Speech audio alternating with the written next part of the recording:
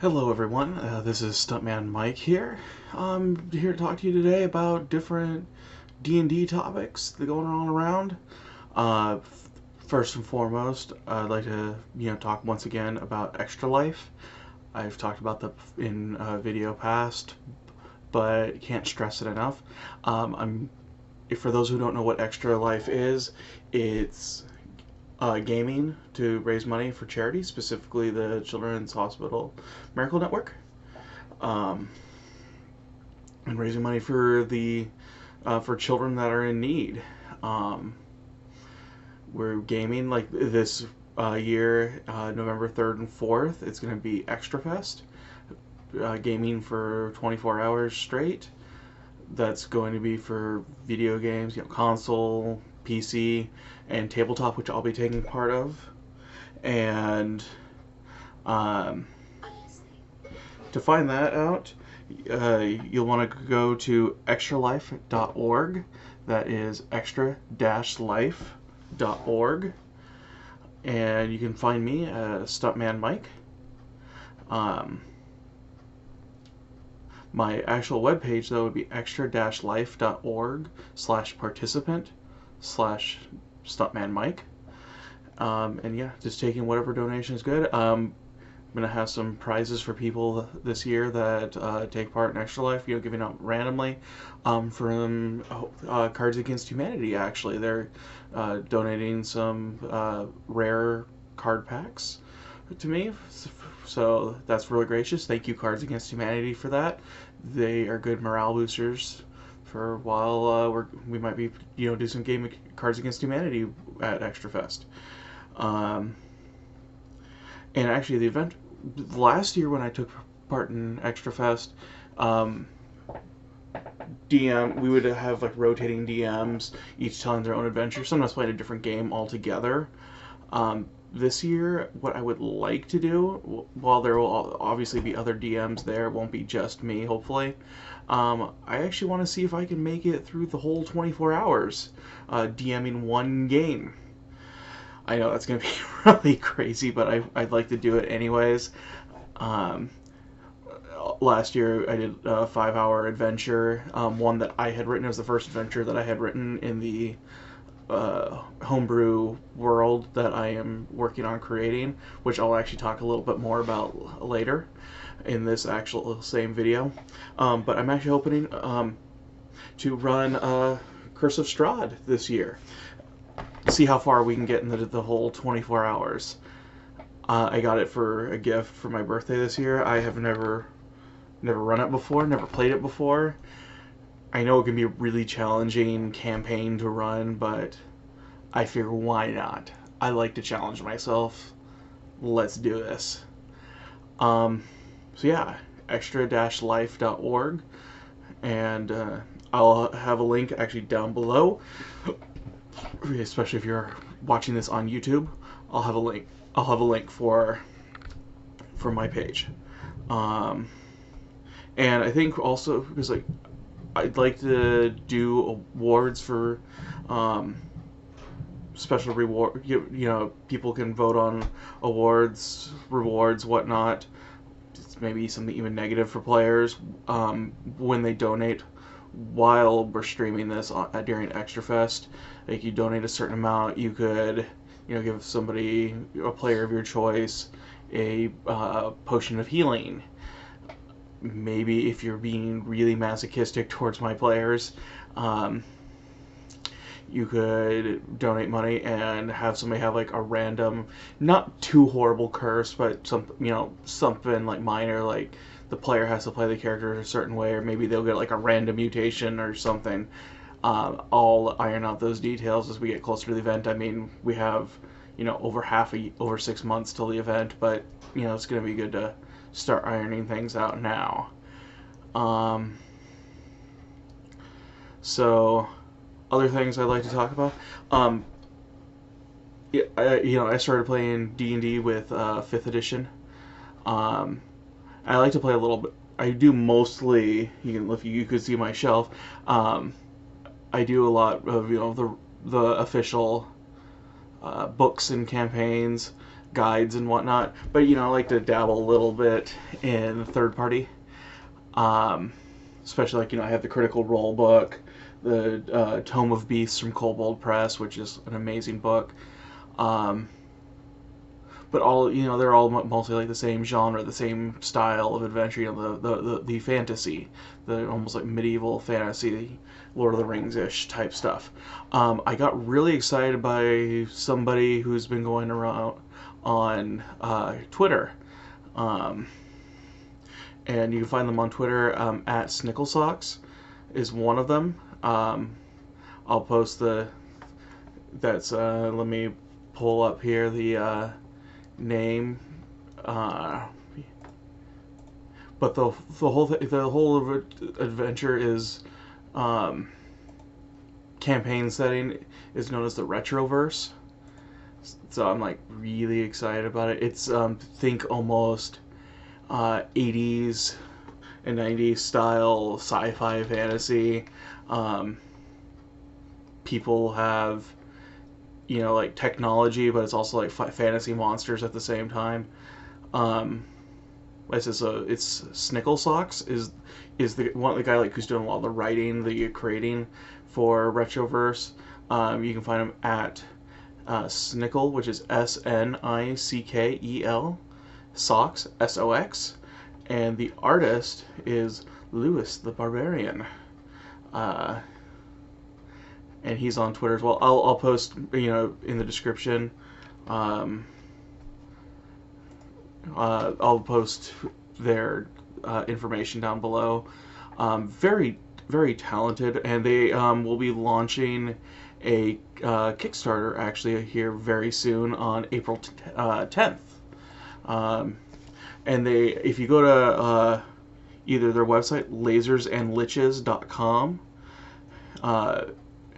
or you can even go to Drive-Thru RPG and look up Retroverse. They actually have a free sampler out right now. I printed out a couple pictures. Like here's the cover of the sampler. You can see that right there. And this is actually a type of class that they have invented. This goes by 5th edition rules, by the way. I should mention that as well. And you can see this is art by Lewis the Art Barbarian. And this is what's called a Hollow Knight. The sampler has, you know, it's 24 pages. Has just like I said, a little sampling. We have new variations on Dragonborn. 4 different types that they have included in the sampler. There's the Neon Dragonborn, Laser Dragonborn, Xeon, and Tesla Dragonborn. So you can kind of see the route they're going with the weird, sci-fi angle.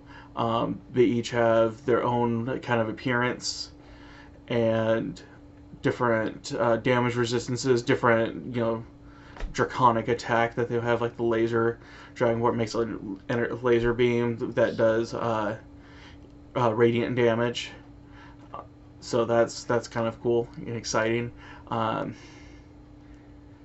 And with the Hollow Knight, it's a very interesting concept, I think, where they can like look like a normal person, but then they can summon weapons, for, you know, that are hard light, I'll call it, you know, and armor and everything. They can do magic spells. The way I almost see it is a cool version of what we see in the movie Ultraviolet, where she's like bringing swords and guns out of, you know, like a pocket universe, essentially, is what it feels like. So yeah, they have hollow armor, like I said, hollow weapons.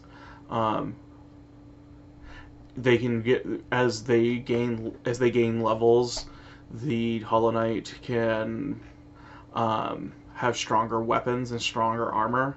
It's not like they can like summon. Of course, like it says, unless the GM states otherwise, they can't summon either more complex or magical weapons. But still, I think it's you know, unless the GM states otherwise, you know, maybe you find that weapon and you can. I think that's something I would allow my players. Like they found like an example, here's the Vorpal Sword. I think if they could find it, they could put it in their universe. Um, so yeah, they get different abilities, like the extra attack, making more advanced constructs. Um, you can create a duplicate of yourself out of the hologram. Oh, I'm so excited. Sorry, I don't normally get this excited for content. I've just been following them for a few months now, and it's exciting, and I haven't done anything for backing any Kickstarters, and I intend on being my first Kickstarter to back. Uh, you know, some of the spells that he's including here, there's one called Dreamweaver. Um, there's one that's not included in this sampler, but it's the Synth Weaver, and the picture is like this tiefling with like a leather jacket, and she's playing a guitar.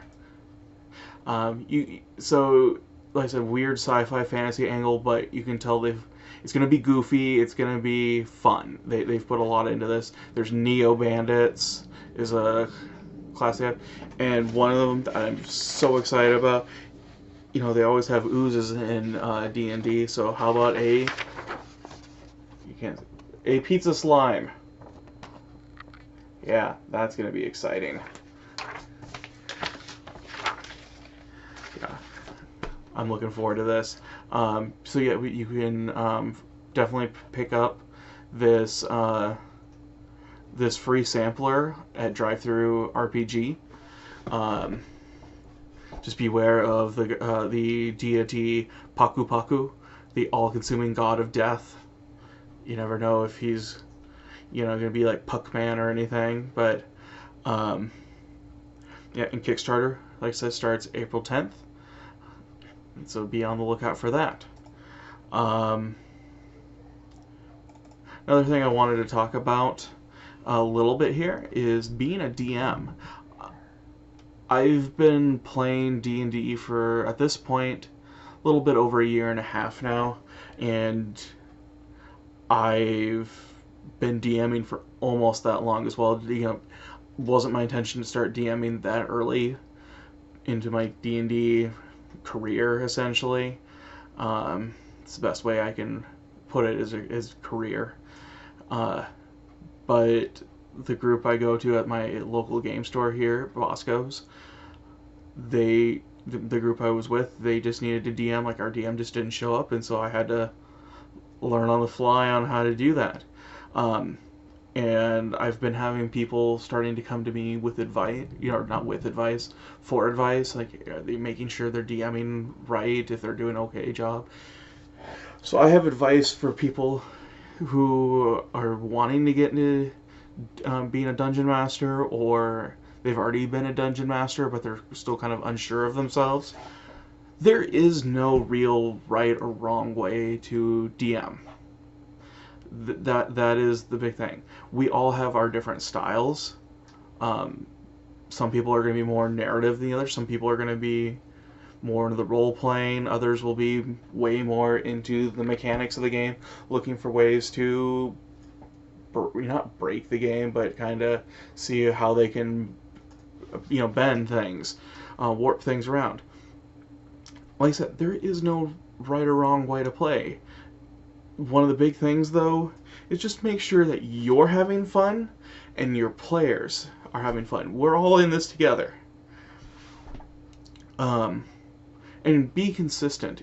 Like I said, you're gonna be changing rules probably, or in my case, forgetting rules. I don't have like all the spells memorized, hundreds of spells, so I'm gonna get things wrong.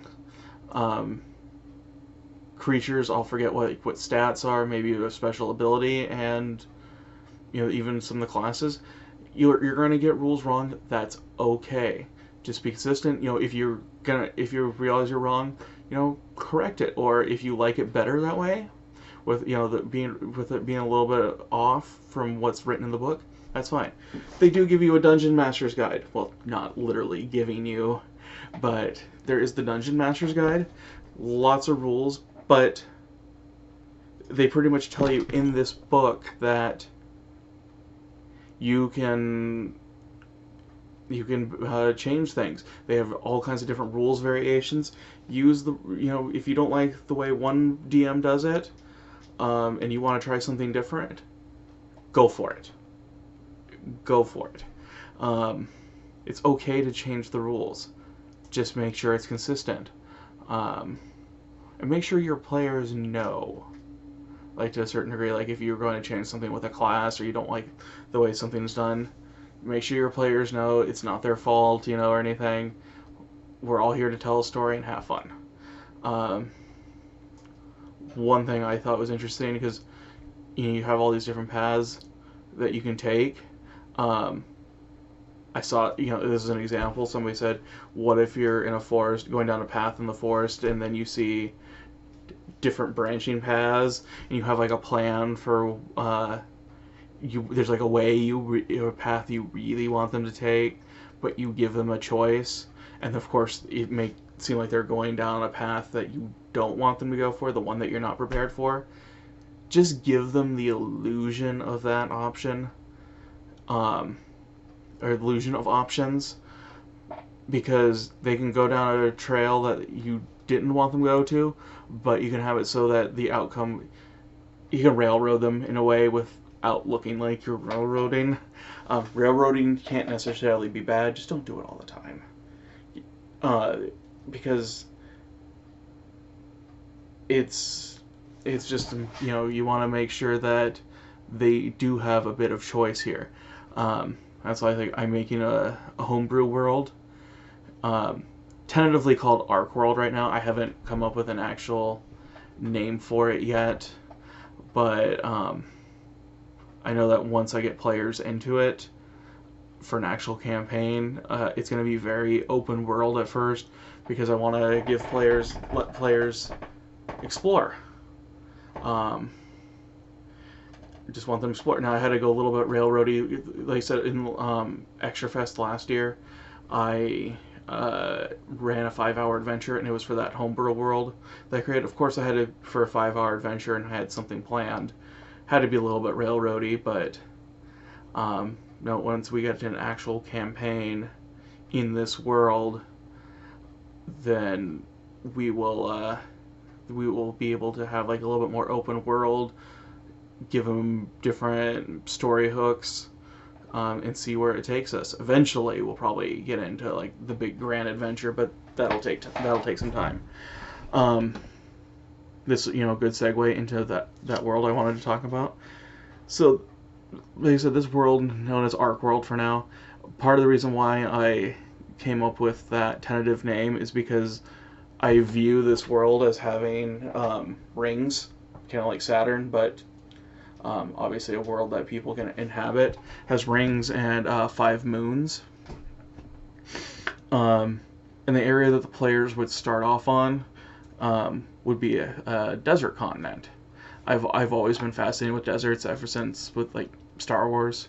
Tatooine, even though it's a sparsely populated planet, it always fascinated me. The different types of desert areas. Dune fascinated me. Even going into Legend of Zelda with the desert areas there, like the Gerudo Desert and Ocarina of Time. It always fascinated me, just the different types of environments that you could get in a desert. It's not just sand, like the rocks, everything. You can have like canyons, still have vegetation, the animals, the fauna, everything. Just it's fascinating for me. So the area they would start off is, like I said, a desert, like a big vast desert, and kind of like into the north and west will be mountains, like these impassable or seemingly impassable mountains. Nobody who has ventured through them has made it back. And then to the east and south is ocean, and and while there will be like ships that sail from there, they haven't really gone across the desert. It's still kind of like almost like Age of Exploration. If we're going by a time period of Earth, is that they haven't been able to explore or haven't had the confidence to explore beyond the ocean at all. They're still working on it. So, there's the possibility that there might be, at least to this continent, undiscovered lands that players could get to eventually. They'd have to work their way up to that. And then I kind of view this having 3 major rivers going through the desert. North, middle, and then to the south as well. The river in the middle was actually, like they're having like more free lands and everything, different baronies and, just different territories like city-states more. And at the mouth of the river is this gigantic Freeport, just huge seaport city. Looking at my notes here, it's the name of that was Hentoros, or Hantaros was the name of that, and kind of like off the coast from it was the Jamwort Islands. There will be like minotaurs on those islands, but the Freeport is just, like I said, this vast city. I almost view it a little bit like Bravos from Game of Thrones and A Song of Ice and Fire. That's kind of like how I see it is, like I said, like Bravos, like Venice in Real World. Just this gigantic port city, but not with like all the canals and everything. There'll be some canals, but like I said, mostly just like big city. Has like a gigantic temple in it. I see. Just as you go up the river, there will be different city-states. One of them I named was Minkai, and which is it was a barony, is what I believe I had. And one area that the players in my adventure that I wrote was they got to go to a tavern known as the Weeping Wyvern, which is owned by a male tiefling named Honorok. And he has an imp familiar that actually serves drinks to the tables. And there's also another bartender was a female gnome named Toki. So it was very fun to try to run that as well. In this river, it looks like it was the Cisna River. It was the name of it. So there's like the other 2 rivers. To the north was ruled. Let's see. It was the Empire of the Golden Sun, ruled by Emperor Amir. I viewed him as more of like an Alexander the Great type guy, like larger than life, very brilliant. But the other part of him was that he, this is getting an idea from writer John Jackson Miller. He's done a lot of Star Wars work. There was a character of his from a comic series, Star Wars Knight Errant. He had a Sith ruler, a Sith Lord who believed that the universe was all in his head. That he was like a godlike being, where the universe existed in his head. There was a version of him inside his head as well, and he created the universe to challenge himself, essentially. That's kind of how I view this Emperor character. Very proud, but he might have a screw loose. And there was another empire to the south, in the Southern River, which I see more of as a lot more militaristic. 2 different capital cities, like there'd be like one towards the headwaters of the river, and then also to like the mouth of the river, where so the army will be mostly at, they'll be their headquarters is in the headwaters capital, and the Navy will be centered more on the capital at the mouth of the river. And so there's like a rivalry going on between the Army and the Navy, but they're also against the Empire of the Golden Sun to the north, and both empires want to have control over the Cisna River, the Middle River. So they're trying to fight over that, but they, the city-states, they have an alliance to try to keep them away. There's like a very, very tense peace treaty to make sure that the two empires don't take over, but anything can happen. We'll see what the players can do. Yeah, so that's like a very brief introduction to the world that I am creating. So that's kind of what I had for this video today. So stuff to kind of review. Extra Life, you can donate to Extra Life to benefit children who need help. And for here up in Alaska, that would be the Children's Hospital at Providence that this will be benefiting. You can make a donation at extra-life.org/participant/stuntmanmike. Anything would be great, guys. That would be appreciated. And I'll be trying to, recruit players to do to go through Curse of Strahd. I also talked about the Retroverse that's coming out. I said April 10th is when the Kickstarter campaign begins. Please, this is, like I said, it takes a bit for me to get this excited about something. I haven't had a chance to back anything from Kickstarter, and I'm like intending for this to be my first backing of a Kickstarter campaign. That is how excited I am for it. Go to their website, lasersandliches.com. Find their you can find their free preview at Drive-Thru RPG. Give them a review. And no, they're not paying me for to talk about them. This is something I am genuinely just very excited about. And then being a DM, just have fun with DMing. It's okay to make mistakes. It's okay to change rules. Have fun.